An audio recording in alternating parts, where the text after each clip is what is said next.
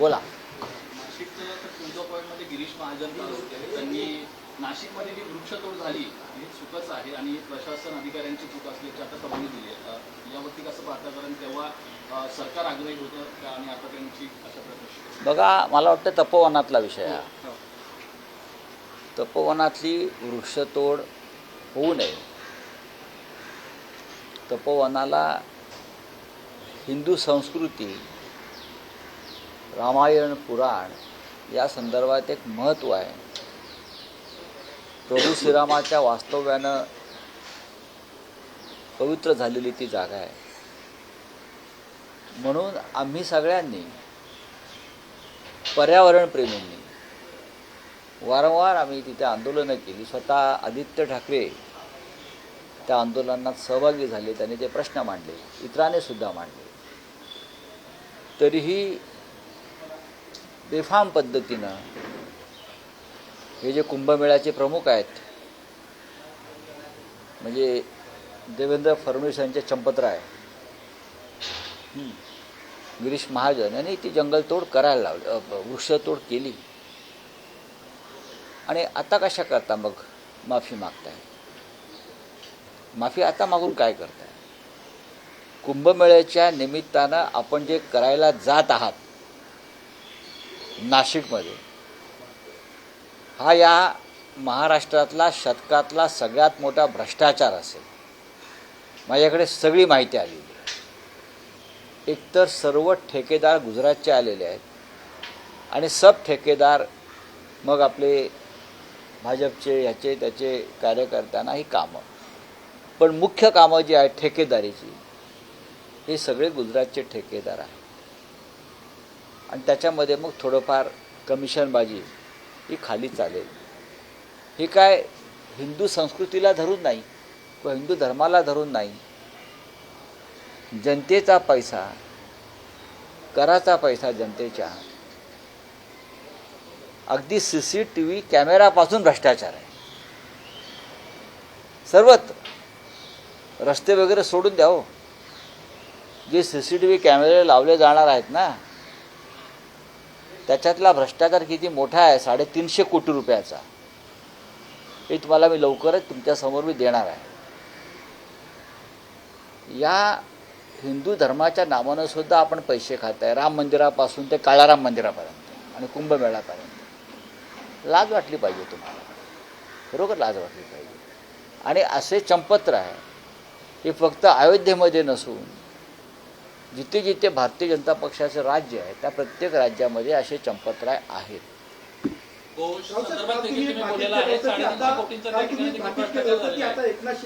नाही, हा तुमचा विषय काय?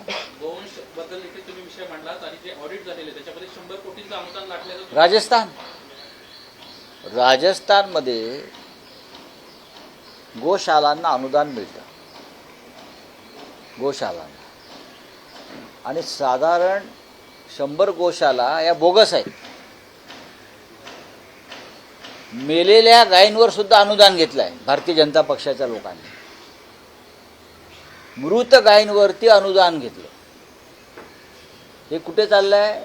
तर भारतीय जनता पक्षाचं राज्य असलेल्या राजस्थानमध्ये गोशाला, जिथे तुम्ही एके बाजूला तुम्ही गोवंश हत्याबंदीचे कायदे आणता, त्याच्यासाठी तुम्ही झुंडबळी घेता, लिंचिंग करता, आणि तुम्ही मृत गायींच्या टाळूवरचं लोणी खाता, मृत गोमातेच्या टाळूवरचं लोणी खाता. 100 कोटीच्या वर मृत गायींवरती घेतलेला अनुदान हा गंभीर विषय आहे. काय करतायत नरेंद्र मोदी, हिंदुत्ववादी किंवा सरसंघचालक मोहनराव भागवतजी, दत्ता होसबोलेजी, काय करतायत? काय हिंदुत्वाच्या नावानं जी लूट चालू आहे, गोशाला, आणि या सगळ्या गोशालांची नावं जी आहेत ही श्रीराम आणि श्रीकृष्णाच्या नावानं आहेत. ठाकूरजी गोशाला, श्रीराम गोशाला, श्रीकृष्ण गोशाला, यादी आहे माझ्याकडे. आज मी लिहिलं आहे त्याच्यावर सामनामध्ये.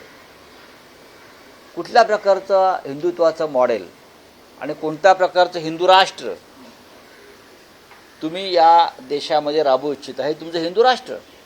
राम मंदिर लुटायचं, गोशाला लुटायच्या, कुंभमेळ्यात लूट करायची, या सगळ्या हिंदू संस्कार, संस्कृती आणि धर्माच्या नावावर लूट करणं ही तुमच्या हिंदू राष्ट्राची झलक आहे. ही हिंदू राष्ट्र आम्हाला नको असं. आपण म्हणताय की हिंदू राष्ट्र, पण मुंबईमध्ये मराठीच्या मुद्द्यावरनं ही लोक आक्रमक होत असतात. पण काल अंधेरीला आरपीएफला मराठीत बोला असं सांगितल्यामुळे त्या प्रवासाला मुंबईकराला, मराठी माणसाला 2 तास आरपीएफच्या पोलिसांनी बसून ठेवलं. मराठीविषयी सुद्धा अशा पद्धती गळचेपी केली जाते का मुंबईत? नक्कीच देवेंद्र फडणवीस या महाराष्ट्राचे मुख्यमंत्री आहेत आणि ते वारंवार बोलत असतात. जरी ते अधूनमधून हिंदीत भाषण विधानसभेत करत असले तरी महाराष्ट्रात फक्त मराठीचीच सक्ती ही त्यांची विधान अलीकडच्या काळामध्ये त्यांनी जोरात केलेली आहे. मग महाराष्ट्रात मराठीची सक्ती असेल तर मुंबई जी महाराष्ट्राची राजधानी आहे तिथे मराठीत बोला असं सांगणाऱ्या मराठी माणसाला त्रास का होतो आहे याचं उत्तर या राज्याच्या मुख्यमंत्र्यांनी दिलं पाहिजे. त्यांच्यामध्ये जर मराठी आत्मा आणि मराठी स्वाभिमान जिवंत असेल तर. काल तुम्ही एक बातचीत केलं होतं की एकनाथ शिंदे आता पुन्हा मुख्यमंत्री होणार नाहीत, पण एकनाथ शिंदेमुळेच भाजप पुन्हा सत्तेत आली होती. भाजपने परोपकारी भावना ठेवली पाहिजे. देशात देवेंद्र फडणवीस आणि राज्यात एकनाथ शिंदे असं बच्चू कडू म्हणतात. मला माहीत नाही कोण काय म्हणते ते, पण मी जे काय म्हणालो त्या मताशी मी ठाम आहे. एकनाथ शिंदे पुन्हा या राज्याचे मुख्यमंत्री होणार नाही. शिवसेना फोडण्यासाठी त्यांचा वापर केला. हिंदू हृदय सम्राट शिवसेना प्रमुख बाळासाहेब ठाकरे यांची मराठी स्वाभिमानी हिंदुत्ववादी शिवसेना फोडण्यासाठी त्यांचा वापर केला आणि त्यांना फोडून त्यांना त्याची बक्षिसी म्हणून त्यांना मुख्यमंत्री केलं. एवढंच. त्यांचा तसं काम आता त्यांचा कार्यभाग संपलेला आहे. त्यांनी त्यांचा अहवाल सादर केलेला आहे कार्याचा. आता काय त्यांना परत कोणी मुख्यमंत्री करणार नाही.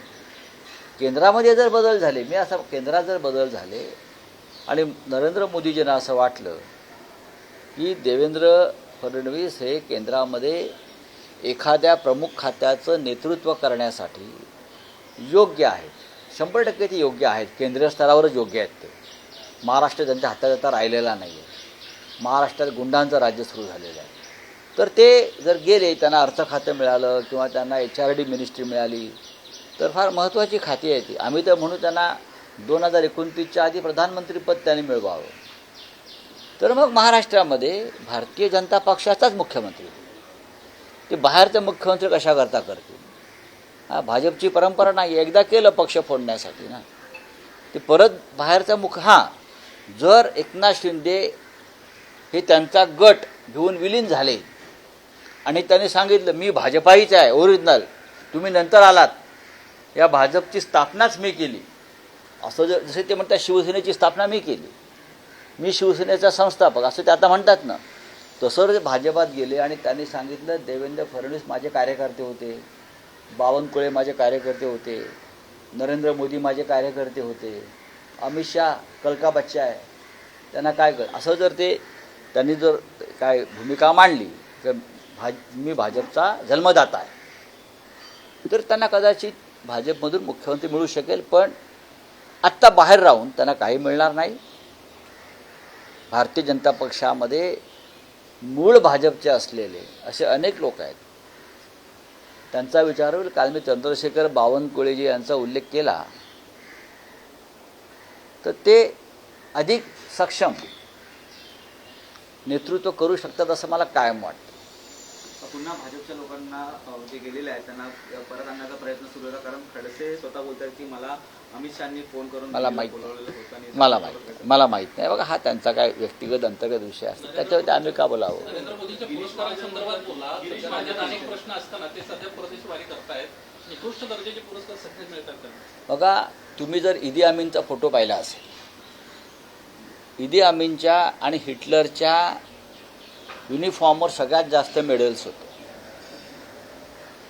पहा तुम्ही त्यांचे बघा तुम्ही, ईदी अमीनचा कोणताही फोटो काढा, हिटलरचा फोटो काढा, सद्दामचा फोटो काढा, तुम्ही कोणताही हुकुमशहाचा फोटो काढलात तर त्याच्या युनिफॉर्मवर असे नुसते मेडल लटकत असतात. तुम्ही पाकिस्तानच्या जनरल मुनीरच्या कपड्यावरती बघा, किती युद्ध कधी करतात, मेडल कधी मिळतात, कसले मेडल, कसले पुरस्कार. देशात काय चाललं आहे? सोनम वांगचूक गेल्या 14 दिवसापासून उपोषणाला बसलेले आहेत.